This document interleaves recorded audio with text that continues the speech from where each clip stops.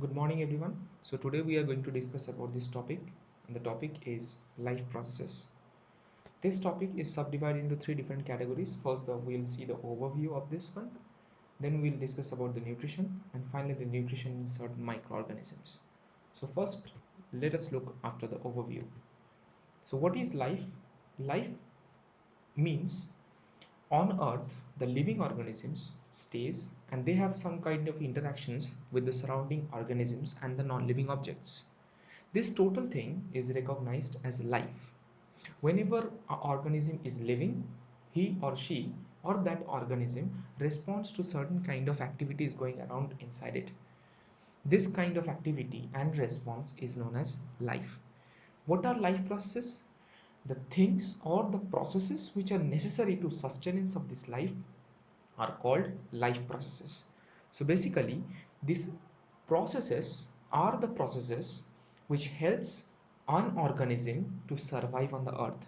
Example: nutrition, respiration, circulation, excretion are the different examples of the essential life processes. In case of unicellular organism, all these life processes, what I have discussed just now, that is nutrition, respiration, circulation, excretion, whatever be it, all these things are being carried out by a single cell. And in multicellular organisms like us, we have a predefined organ for performing these kind of processes. So this is the overview of this chapter. So let us move ahead and move on to nutrition.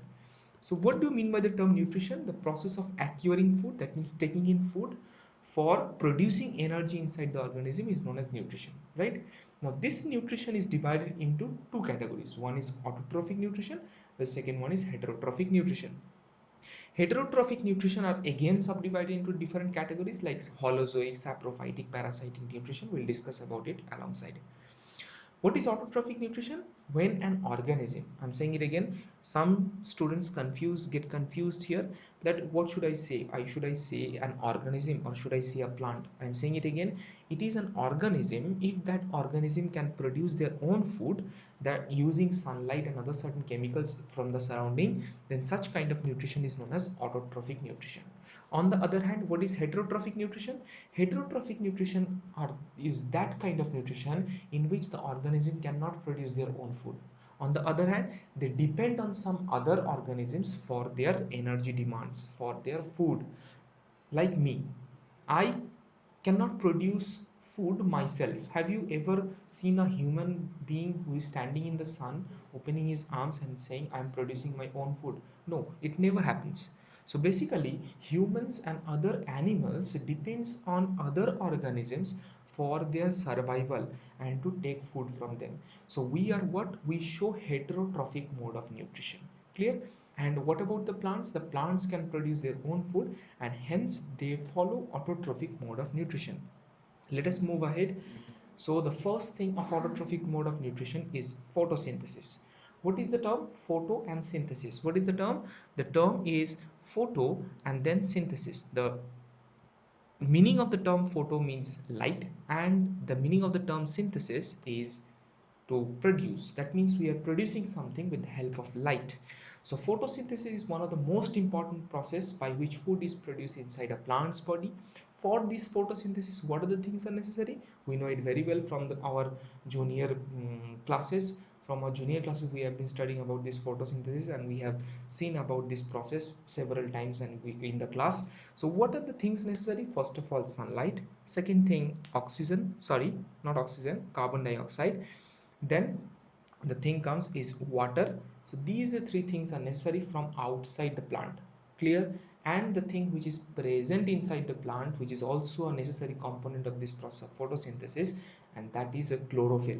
Okay, so chlorophyll, solar energy from the sun, carbon dioxide from atmosphere, and water from the soil are the four components which are necessary for the process to occur. Clear? Here in this process of photosynthesis, I must say one thing. In this process, the solar energy is converted to chemical energy. Whatever solar energy the plant is getting, that energy is being converted to chemical energy in the form of ATP inside the plant. Is it clear?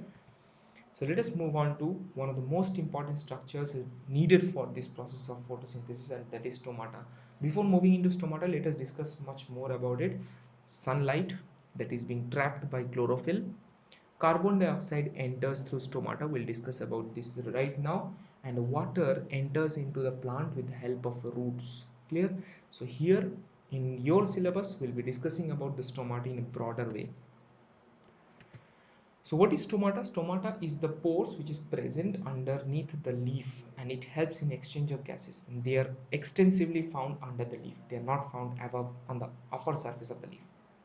These stomata is surrounded by guard cells. In this diagram you can see this B-shaped or the B stomata open structure. In this structure you can see a small hole.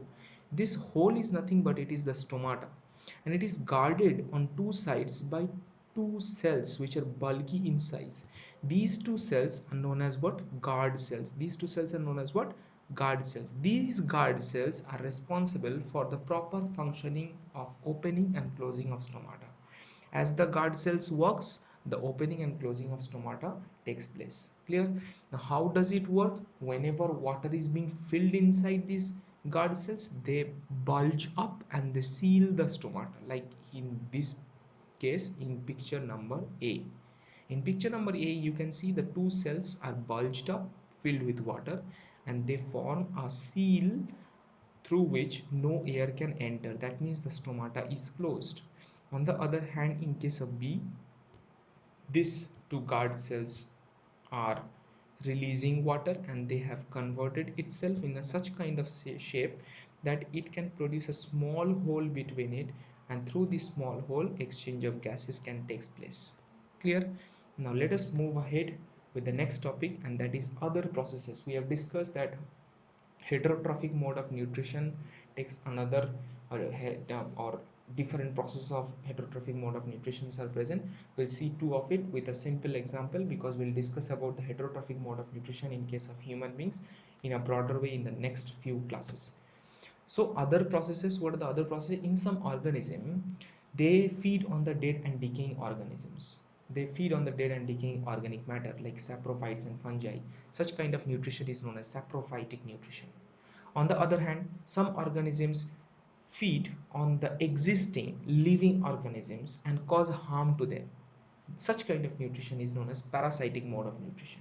Clear? Whereas certain organisms are also there which survives on a living organism but doesn't affect them. Such kind of organisms also cause parasitic mode of nutrition, but they do not harm exactly the body. Example, leech is an ectoparasite. Leech gets stuck on our body and it drags blood from our body, but it doesn't harm us.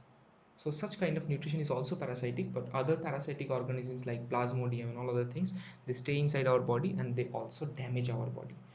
So this is about the different processes what we had. We have discussed about stomata, we have discussed about photosynthesis, and we have discussed about nutrition. Correct? Now let us move ahead and we'll see the nutrition in microorganisms. First of all, we'll see in case of amoeba. Amoeba is a simple microorganism which feeds on holozoic mode of nutrition. It engulfs the food, it uses the food, and it releases the food. The used food gets into the cytoplasm, it gets digested, absorbed, and assimilated. It gets digested, that means it gets used, it gets broken up, it is absorbed, it is taken up by the uh, cell or amoeba, and that it is assimilated, that means it is used in the different parts of the cell, and the undigested part is thrown outside the body of amoeba, as we can see in this diagram. Sorry. This cell takes up the food, it engulfs the food, it digests the food, and in stage 3 it has almost digested the food. In stage 4 it has completely digested the food, and in stage 5 it has released the food particles. So each of these stages has their individual name which are being indicated accordingly.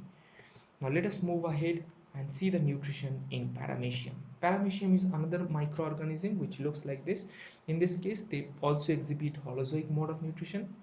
They have cilia and flagella. The flagella helps in their movement and the cilia helps them to catch and eat the food, or just like our hand, you take the food using our hand. Similarly, paramecia takes in the food with using the help of this cilia particles. A food vacuole is created inside the food. Whenever the food is inside the paramecium, that food is covered, that food is covered by a vacuole. Okay, I'm saying it again, that food is covered by a vacuole, and then that food gets digested, absorbed, assimilated, and the rest thing which is left out, the undigested food, that undigested food is given out in a tiny pore called anal pore or cytophage. Through that cytophage it is getting released. Is it clear? Great. So let us move ahead. We have discussed about nutrition in paramecium, we have discussed about nutrition in amoeba, and this sums up our today's lecture. So what we have studied about the overview, we have studied about nutrition, we have studied about the two types of nutrition, we have studied about photosynthesis, we have studied about one of the most important structure in photosynthesis, that is stomata, we have studied about the nutrition in amoeba, we have studied about the nutrition in paramecium. So this sums up today's lecture. So until the next time, thank you, see you in the next session. Hope you all are fine, stay safe from this pandemic, and study a lot. Okay, so thank you.